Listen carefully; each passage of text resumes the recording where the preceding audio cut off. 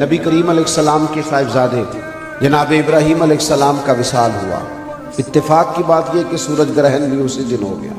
جوڑنے والوں نے بات جوڑ دی، کہا سرکار کے صاحبزادے وصال فرما گئے، لہذا سورج کو گرہن ہو گیا۔ عقائد کو بچانا اور محفوظ رکھنا، اور ذرا ذرا سی آج کل تو بڑے بڑے لوگ بے احتیاط ہو جاتے ہیں، ان کو پتہ ہی نہیں ہوتا ان کے دو چار جملوں کی وجہ سے کتنے لوگ ہیں جن کے عقیدے بگڑ سکتے ہیں۔ لوگوں نے بات جوڑ دی، کہا وہ حضور کے صاحبزادے چونکہ وصال فرما گئے اس لیے سورج کو گرہن ہو گیا ہے۔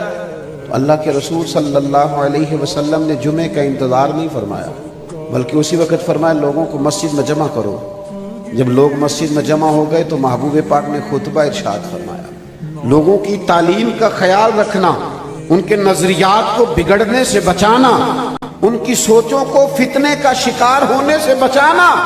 آج کیا کریں، جو بتانے والے ہیں ان کو لوگ سمجھتے ہیں کہ یہ تو پرانی باتیں کر رہا ہے، اور جو بگاڑنے والے ہیں وہ کسی نے کہا تھا بہکانے والے سب تمہارے یار ہو گئے اور سمجھانے والے مفت گناہگار ہو گئے۔ بہکانے والوں کو تو یار بنا لیتے ہو اور سمجھانے والوں کو گناہگار سمجھتے ہو۔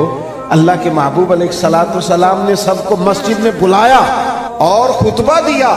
کریم فرمانے لگے یہ سورج اور چاند کو جب گرہن لگتا ہے یہ اللہ کی نشانیوں میں سے نشانی ہوتا ہے۔ حضور فرمانے لگے کسی کے دنیا سے جانے کا اس کے ساتھ کوئی تعلق نہیں ہے۔ لوگوں کو نظریاتی طور پر بچا کے رکھنا، ان کو پختہ نظریات دینا، تعلیم دینا، سمجھانا، یہ ضروری ہوتا ہے۔